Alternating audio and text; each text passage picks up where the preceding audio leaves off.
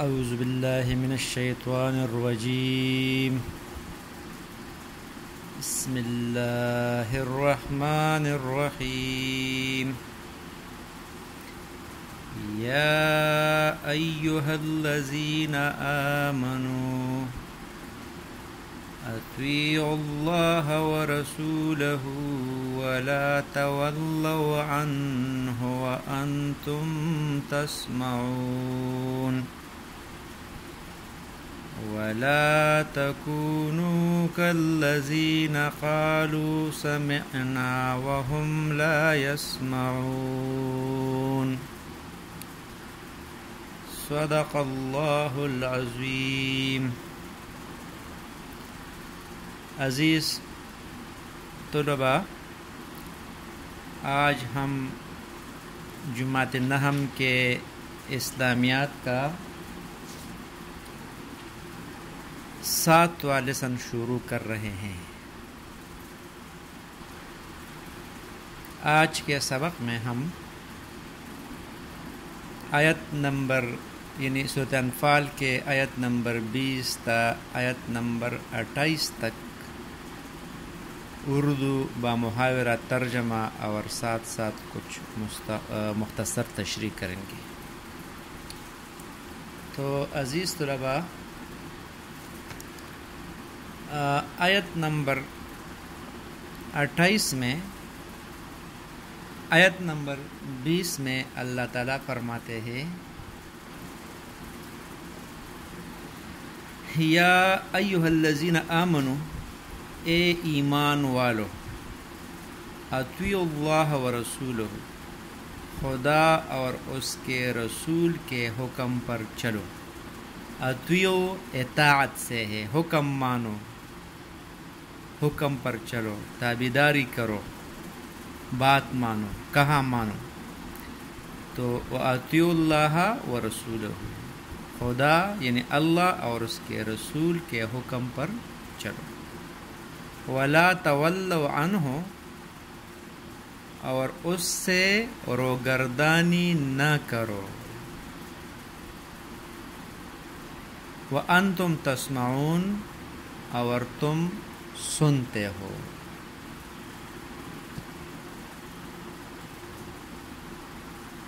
یعنی اللہ نے آپ کو سننے کی خص دی ہے، تو اسی لیے آپ اس سے بھرپور فائدہ اٹھا لیں اور اللہ اور اس کے رسول کا حکم مانو اور اس سے روگردانی نہ کرو، یعنی ان کے تعلیمات پر عمل کرو۔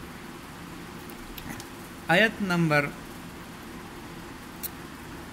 21 میں اللہ رب العزت فرماتے ہیں کہ وَلَا تَكُونُوا كَالَّذِينَ، اور ان لوگوں جیسے نہ ہونا، یعنی ان لوگوں کی طرح نہ ہونا، قالوا، جو کہتے تھے، سمعنا، ہم نے سن لیا، وَهُمْ لَا يَسْمَعُونَ، مگر حقیقت میں نہیں سنتے تھے۔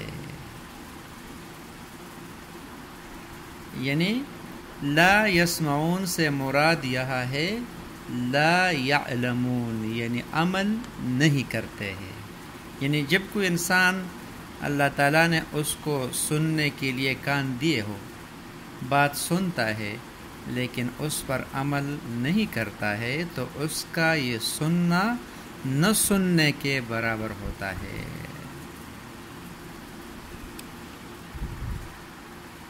جس طرح ایک اور جگہ سورۃ الاعراف آیت نمبر 179 میں اللہ تعالیٰ فرماتے ہیں کہ وَلَقَدْ ذَرَأْنَا لِجَهَنَّمَ كَثِيرًا مِنَ الْجِنِّ وَالْإِنسِ، اور ہم نے پیدا کیے دوزخ کے واسطے بہت سے جن اور آدمی، جنات اور آدمی ہم نے پیدا کیے دوزخ کے لیے۔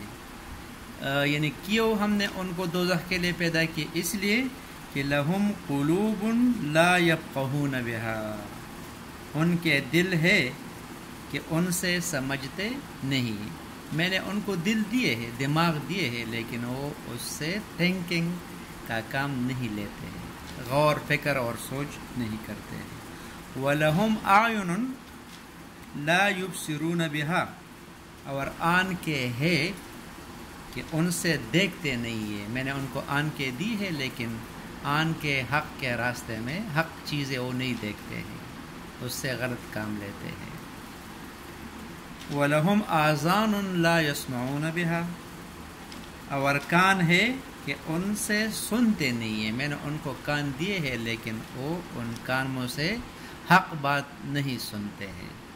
نو اللہ پھر فرماتا ہے کہ اولئک کالانعام، ان کی مثال جانوروں کی طرح ہے.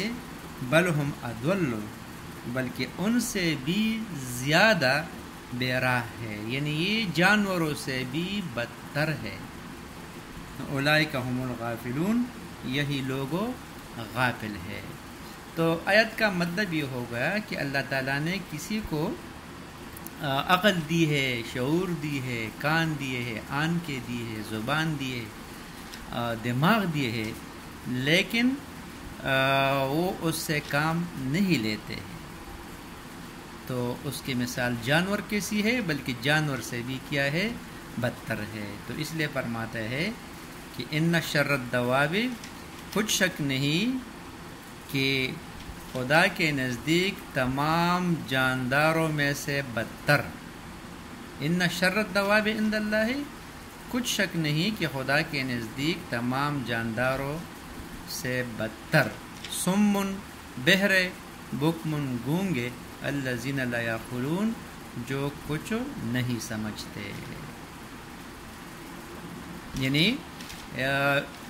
یعنی حق بات کو نہیں سنتے ہیں. ٹھیک ہے، یعنی بہرے ہیں، گونگے ہیں، یعنی حق بات نہیں کہتے ہیں، حق بات سمجھتے نہیں ہے اور اس میں کچھ عقل نہیں ہے. اللہ تعالیٰ فرماتا ہے کہ وَلَوْ عَلِمَ اللَّهُ فِيهِمْ خَيْرًا، اگر خدا ان میں نیکی کا مادہ دیکھتا، لَأَسْمَعَهُمْ، تو ان کو سننے کی توفیق بخشتا. یہاں سننے اگر اللہ تعالیٰ ان میں نیکی کا مادہ دیکھتا تو اس کو سننے کی توفیق دیتا. تو مطلب یہ ہے کہ یہاں مراد ہے رجوع الی الحق، یا انابت الی الحق، یا تلاش الی الحق، تلاش حق. اس میں یہ مادہ نہیں ہے. اگر اس میں حق بات تلاش کرنے کا مادہ موجود ہوتا تو اللہ تعالیٰ اس کو ضرور ان کو توفیق دیتا، ہدایت کا. اور یہاں خیر سے مراد خیراً لاسمعہم، تو یہاں خیر سے مراد جو ہے اس جگہ طلب حق ہے. یعنی اگر ان میں نیکی کا مادہ ہوتا، تلاش حق کی تلاش ہوتی تھی تو اللہ تعالیٰ اس کو ضرور طلب حق عطا فرما دیتا تھا. وَلَوْ أَسْمَعْهُمْ لَتَوَلَّوْا، اگر بغیر صلاحیت ہدایت کے سماعت دیتا نہ تو منہ پیر کر وَهُمْ مُورِدُونَ، اور وہ بھاگ جاتے تھے. آیت نمبر 24 میں اللہ رب العزت فرماتے ہیں کہ یا ایھا الذین آمنوا، اے مومنو، استجیبوا للہ وللرسول، خدا اور اس کے رسول کا حکم قبول کرو. اذا دعاکم لما یحییکم، جبکہ رسول خدا تمہیں ایسے کام کے لیے بلاتے ہیں جو تم کو زندگی جاویدہ بخشتا ہے. یہاں آیت میں لما یحییکم، یہاں حیات سے یا زندگی سے مراد ایمان ہے. اس لیے کہ ایک حدیث میں آتا ہے کہ مومن کی مثال زندہ کی سی ہے اور کافر کی مثال مردہ کی سی ہے. تو مطلب یہ ہے کہ جس کسی بندے کے دل میں ایمان ہے تو اس کی مثال زندہ ہے، اور کسی کے دل میں ایمان نہیں ہے چاہے وہ زندہ کیوں نہیں ہے، وہ بمثل مردہ کے ہے. تو یہاں یحییکم سے مراد جو ہے وہ ایمان ہے. یعنی جب اللہ اللہ اور اس کا رسول تمہیں زندگی یعنی ایمان کی طرف بلاتے ہیں تو آپ کیا کریں گے؟ اس کو ویلکم کہے، اس کو قبول کرے، اس پر عمل کریں۔ اس کے بعد اللہ رب العزت فرماتے ہیں کہ وَعْلَمُوا جان رکھو ان اللہ کہ بے شک اللہ تعالیٰ یحول خائل ہو جاتا ہے بین المرء آدمی کے جسم کے وقلبہ اور اس کے دل کے درمیان، وَأَنَّهُ إِلَيْهِ تُحْشَرُونَ اور یہ بھی کہ تم اس کے روبرو جمع کیے جاؤ گے۔ بامحاورہ ترجمہ کچھ اس طرح ہوگا کہ اور جان رکھو کہ خدا آدمی اور اس کے دل کے درمیان حائل ہو جاتے ہیں، اور یہ بھی کہ تم سب اس کے روبرو جمع کیے جاؤ گے۔ یعنی یہ بات سمجھ لو کہ اللہ تعالیٰ آڑ بن جایا کرتا ہے، پردہ بن جایا کرتا ہے آدمی کے اور اس کے قلب کے درمیان۔ اس جملے کے دو معنی ہو سکتے ہیں، اور دونوں میں عظیم حکمت و موعظت پائی جاتی ہے جو ہر انسان کو ہر وقت یاد رکھنی چاہیے۔ ایک معنی تو یہ ہو سکتے ہے کہ جب کسی نیک کام کے کرنے یا گناہ سے بچنے کا موقع آئے تو اس کو فوراً کرنا چاہیے، دیر نہ کرنا چاہیے، اور اس فرصت وقت کو غنیمت سمجھو کہ ان کے بعض اوقات آدمی کے ارادہ کے درمیان قضاء الہی حائل ہو جاتی ہے، وہ اپنے ارادہ میں کامیاب نہیں ہو سکتا، کوئی بیماری پیش آ جائے یا موت آ جائے یا کوئی ایسا مشغلہ پیش آ جائے کہ اس کام کی فرصت نہ ملے۔ اس لیے انسان کو چاہیے کہ فرصت عمر اور فرصت وقت کو غنیمت سمجھ کر آج کا کام کل پر نہ ڈالے، کہ ان کی معلوم نہیں کل کیا ہونا ہے۔ اور دوسرا مطلب اس جملے کا یہ بھی ہو سکتا ہے کہ اس میں اللہ تعالیٰ کا اپنے بندے سے نہایت قریب ہونا بتلایا گیا ہے، جیسے دوسری آیت میں اللہ رب العزت فرماتے ہیں کہ وَنَحْنُ أَقْرَبُ إِلَيْهِ مِنْ حَبْلِ الْوَرِيدِ، میں اللہ تعالیٰ کا انسان کی رگ گردن سے بھی زیادہ قریب ہونے کا بیان ہے۔ تو مطلب یہ ہے کہ انسان کا قلب ہر وقت حق تعالیٰ کے خاص تصرف میں ہے۔ جب وہ کسی بندے کی برائیوں سے حفاظت کرنا چاہتے ہیں تو اس کے قلب اور گناہوں کے درمیان آڑ کر دیتے ہیں، اور جب کسی کی بدبختی مقدر ہوتی ہے تو اس کے دل اور نیک کاموں کے درمیان آڑ کر دی جاتی ہے۔ اسی لیے رسول کریم صلی اللہ علیہ وسلم اپنی دعاؤں میں اکثر یہ دعا کیا کرتے تھے، یا مقلب القلوب ثبت قلبی علی دینک، یعنی اے دلوں کے پلٹنے والے میرے دل کو اپنے دین پر ثابت اور قائم رکھے۔ یعنی پیغمبر صلی اللہ علیہ وسلم اکثر یہ دعا کیا کرتے تھے، اور صحابہ کرام سے بھی فرماتے تھے کہ آپ یہ دعا کریں۔ تو صحابہ کرام نے پیغمبر صلی اللہ علیہ وسلم سے عرض کیا کہ اے اللہ کے رسول، آپ کیا ہم پر ڈرتے ہیں کہ ہم ایمان سے پھر جائیں گے؟ تو اللہ کے رسول نے فرمایا کہ نہیں۔ حدیث کا مفہوم کچھ اس طرح ہے کہ پیغمبر صلی اللہ علیہ وسلم نے فرمایا کہ انسان کا دل جو ہے وہ اللہ تعالیٰ کے دو انگلیوں کے درمیان ہے، وہ جس کو جس طرح پلٹنا چاہے کر سکتا ہے۔ تو اسی لیے پیغمبر صلی اللہ علیہ وسلم بھی اکثر یہ دعا فرمایا کرتے تھے، اور صحابہ کرام سے عرض کرتے تھے کہ آپ یہ دعا زیادہ کہیں، یعنی یا مقلب القلوب ثبت قلبی علی دینک، یعنی اے دلوں کو پلٹنے والے میرے دل کو اپنے دین پر ثابت اور قائم رکھیے۔ تو حاصل اس کا بھی وہی ہے کہ اللہ اور رسول کے احکام کی تعمیل میں دیر نہ لگاؤ، اور فرصت وقت کو غنیمت جان کر فوراً کر گزرو، معلوم نہیں پھر دل میں نیکی کا یہ جذبہ اور امنگ باقی رہتی ہے یا نہیں۔ نمبر 25 میں اللہ رب العزت فرماتے ہیں کہ وَاتَّقُوا ڈرو، فتنتاً اس فتنے سے، لا تصیبن الذین ظلموا منکم خاصتاً، جو خصوصیت کے ساتھ ان لوگوں پر واقعہ نہ ہوگا جو تم میں گناہگار ہے۔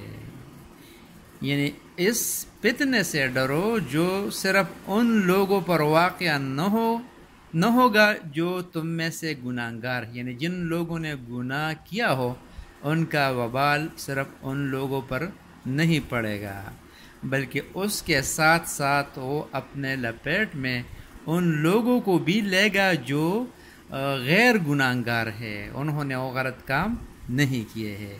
تو بامحاورہ ترجمہ ہوگا واتقوا فتنة لا تصیبن الذین ظلموا منکم خاصۃ، اور اس فتنے سے ڈرو جو خصوصیت کے ساتھ ان لوگوں پر واقع نہ ہوگا جو تم میں گناہگار ہے۔ وَاعْلَمُوا، اور جان رکھو کہ ان اللہ شدید العقاب، کہ خدا سخت عذاب دینے والا ہے۔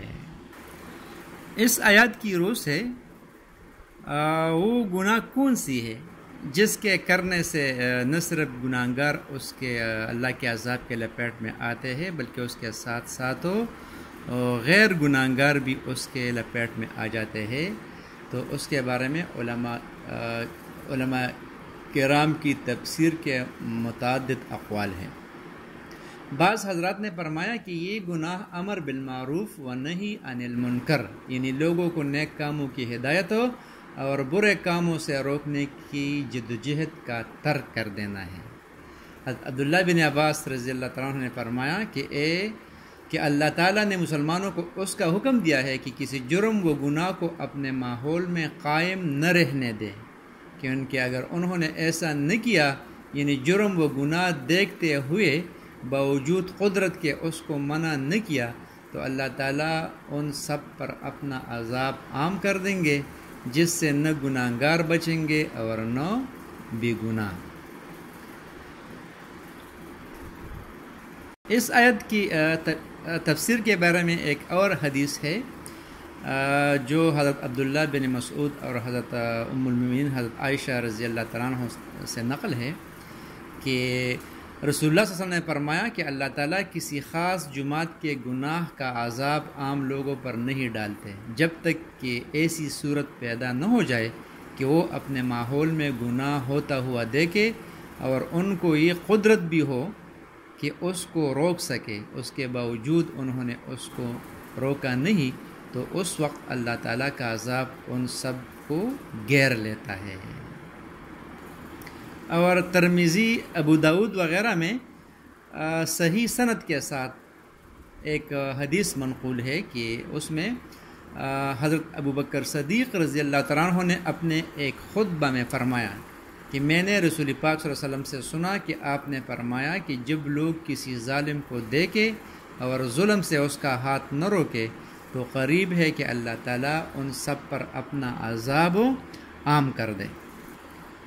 ان روایات کی بنا پر بہت سے حضرات مفسرین نے یہ قرار دیا کہ اس آیت میں فتنہ سے مراد یعنی گناہ، یعنی امر بالمعروف اور نہی عن المنکر کا ترک کر دینا ہے، یعنی جس معاشرے میں امر بالمعروف و نہی عن المنکر کا عمل ختم ہو جائے تو اس پر جب عذاب آتا ہے تو اللہ تعالیٰ کا عذاب پھر عام آتا ہے، وہ اپنے لپیٹ میں گناہگاروں کے ساتھ ساتھ بے گناہ لوگوں کو بھی لے ڈبو لیتے ہیں۔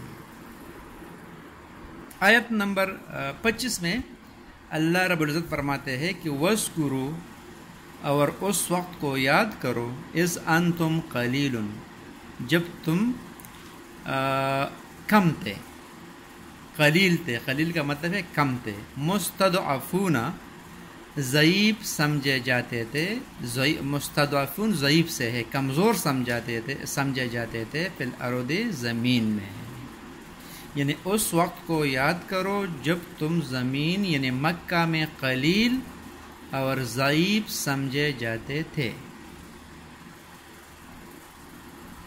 تخافون، اور ڈرتے رہتے تھے، ان یتخطفکم الناس، کہ لوگ تمہیں اڑا نہ لے جائے۔ مکہ میں آپ کمزور تھے، کم تھے، ہر وقت دشمن کا ڈر رہتا تھا، دشمن جو تھا طاقتور تھا، تو اسی آیت میں اللہ تعالیٰ نے اسی کا تذکرہ کیا ہے۔ تو پھر کیا ہوا، جب اللہ کے رسول کو اللہ تعالیٰ نے حکم دیا کہ آپ مکے سے مدینہ ہجرت کر جائے، تو جب مسلمان مکہ سے مدینہ ہجرت کر کے چلے گئے، پیغمبر صلی اللہ علیہ وسلم نے ہجرت فرمایا، تو وہاں کیا ہوا؟ تو فآواکم، اور اس نے تم کو جگہ دی، مدینے میں تم کو جگہ دی، وَأَيَّدَكُمْ بِنَصْرِهِ، اور اپنی مدد سے تم کو تقویت بخشی، یعنی آپ کو طاقت دے دیا، آپ کی تعداد بڑھ گئی، اوس اور خزرج کے لوگ اسلام میں داخل ہو گئے، جس سے آپ کی طاقت بڑھ گئی۔ وَرَزَقَكُم مِّنَ الطَّيِّبَاتِ، اور پاکیزہ چیزیں کھانے کو دی، یعنی مدینہ جو تھا اس کا آب و ہوا اچھا تھا، وہاں پر باغات تھے، زرعی زمینیں تھی، اور پھر جہاد شروع ہو گئی، مسلمان نے فتوحات حاصل کی، تو اس کا ذکر ہے، اور پاکیزہ چیزیں کھانے کو دی، لعلکم تشکرون، تاکہ اس کا شکر ادا کرو۔ یعنی اے مسلمانوں، اپنے اس حال کو یاد کرو جو قبل ہجرت مکہ معظمہ میں تھا، کہ تعداد میں بھی کم تھے اور قوت میں بھی، ہر وقت یہ خطرہ لگا ہوا تھا کہ دشمن ان کو نوچ کا سوٹ لیں گے۔ اللہ تعالیٰ نے ان کو مدینہ میں بہترین ٹھکانہ عطا فرمایا، اور نہ صرف ٹھکانہ بلکہ اپنی تائید و نصرت سے ان کو قوت اور دشمنوں پر فتح اور اموال عظیمہ عطا فرما دیے۔ آخر میں فرمایا لعلکم تشکرون، یعنی تمہارے خالد کی اس کایا پلٹ اور انعامات الہیہ کا مقصد یہ ہے کہ تم شکر گزار بندے بنو، اور ظاہر ہے کہ شکر گزاری اس کے احکام کی اطاعت میں منحصر ہے۔ آیت نمبر 27 میں اللہ رب العزت فرماتے ہیں کہ یا ایھا الذین آمنوا، اے ایمان والو، لا تخونوا اللہ والرسول، نہ تو خدا اور اس کے رسول کی امانت میں خیانت کرو، وَتَخُونُوا أَمَانَاتِكُمْ، اور نہ اپنی امانتوں میں خیانت کرو، یعنی اللہ اور اس کے رسول کے ساتھ بھی خیانت نہ کرو، اور آپ کے آپس کے جو امانتیں ہیں ایک دوسرے کے ساتھ اس میں بھی خیانت نہ کرو، وَأَنْتُمْ تَعْلَمُونَ، اور تم ان باتوں کو جانتے ہو۔ یہاں اللہ تعالیٰ اور اس کے رسول سے خیانت کا کیا مطلب ہے؟ تو اللہ تعالیٰ اور اس کے رسول سے خیانت کا مطلب حضرت ابن عباس رضی اللہ تعالیٰ عنہ نے ان الفاظ میں بیان فرمایا ہے۔ آپ فرماتے ہیں کہ فرائض کو ترک کر کے اللہ تعالیٰ کے ساتھ خیانت نہ کرو، اور سنت کو چھوڑ کر رسول اللہ صلی اللہ علیہ وسلم سے خیانت نہ کرو۔ مطلب یہ ہے کہ فرائض کو چھوڑنا، ترک کرنا، یہ کیا ہے؟ یہ اللہ تعالیٰ کے ساتھ خیانت ہے، اور رسول پاک صلی اللہ علیہ وسلم کے ساتھ خیانت کیا ہے؟ یعنی آپ صلی اللہ علیہ وسلم کے سنتوں کو چھوڑنا، اس پر عمل نہ کرنا، یہ کیا ہے؟ یہ اللہ کے رسول کے ساتھ خیانت کے مترادف ہے۔ آیت نمبر 28 میں اللہ رب العزت فرماتے ہیں کہ وَعْلَمُوا، اور جان رکھو، انما اموالکم، کہ بے شک تمہارا مال، و اولادکم، اور تمہاری اولاد، فتنۃ، بڑی آزمائش ہے۔ اور جان رکھو کہ تمہارا مال اور تمہارا اولاد بڑی آزمائش ہے، فتنۃ سے یہاں مراد ہے آزمائش۔ وَأَنَّ اللَّهَ عِندَهُ أَجْرٌ عَظِيمٌ، اور یہ کہ خدا کے پاس نیکیوں کا بڑا ثواب ہے۔ فتنہ کے معنی امتحان کے بھی آتے ہیں اور عذاب کے بھی، اور ایسی چیزوں کو بھی فتنہ کہا جاتا ہے جو عذاب کا سبب بنے۔ قرآن کریم کی مختلف آیتوں میں ان تینوں معنی کے لیے لفظ فتنہ استعمال ہوا ہے، یہاں تینوں معنی کی گنجائش ہے۔ بعض اوقات مال و اولاد خود بھی انسان کے لیے دنیا ہی میں وبال جان بن جاتے ہیں، اور ان کے سبب غفلت و معصیت میں مبتلا ہو کر سبب عذاب بن جانا تو بالکل ظاہر ہے۔ اول یہ کہ مال و اولاد کے ذریعے تمہارا امتحان لینا مقصود ہے، کہ یہ چیزیں ہمارے انعامات ہیں، تم انعام لے کر شکر گزار اور اطاعت شعار بنتے ہو یا ناشکر اور نافرمان۔ دوسرے اور تیسرے معنی معنی یہ بھی ہو سکتے ہیں کہ مال اور اولاد کی محبت میں مبتلا ہو کر اللہ تعالیٰ کو ناراض کیا تو یہی مال و اولاد تمہارے لیے عذاب بن جائیں گے۔ دنیا دارالامتحان ہے۔ اگر کسی کے پاس پیسہ نہیں ہے تو اس کا بھی امتحان ہے، غربت میں اس کا امتحان ہے۔ کسی کو اللہ تعالیٰ نے بہت زیادہ مال دیا ہے تو اس سے بھی اور سخت امتحان ہے، اس لیے کہ مال زیادہ ہوتا ہے تو گناہ کے چانسز بڑھتے ہیں، تو یہ بھی ایک امتحان ہو گیا۔ اسی طرح کسی کے بچے نہیں ہے، اولاد نہیں ہے تو یہ بھی امتحان ہے، لیکن اللہ تعالیٰ نے کسی کو بچے دیے، بیٹے دیے تو یہ اس سے بھی زیادہ امتحان ہے۔ اللہ تعالیٰ دیکھتا ہے کہ میں نے اس پر یہ نعمت کیا، احسان کیا، کہ وہ میرے احسان کا شکر ادا کرتا ہے کہ نہیں، نا شکریہ کرتے ہیں، لوگوں کے ساتھ جھگڑتے ہیں، اپنے طاقت کا اظہار کرتے ہیں، تو کیا کرتا ہے اس کو۔ تو ظاہر بات ہے کہ اللہ تعالیٰ کے شکروں کا اظہار، اللہ تعالیٰ کے شکر کا اظہار تب ہوگا کہ وہ اپنے مال کو اور صحیح راستے پر لگائے اور اپنے اولاد کی صحیح تربیت کرے، اس کو راہ راست پر لائے، ان کو دین سکھائے، قرآن کے حافظ بنائے، ان کی تربیت کرے، تو یہ اس کا امتحان ہے۔ تو اسی آیات میں اللہ تعالیٰ نے مال اور اولاد کو بڑی آزمائش اس حوالے سے قرار دیا ہے۔ تو عزیز طلباء، آج کے لیے اتنا ہی کافی تھا۔ وما علینا الا البلاغ۔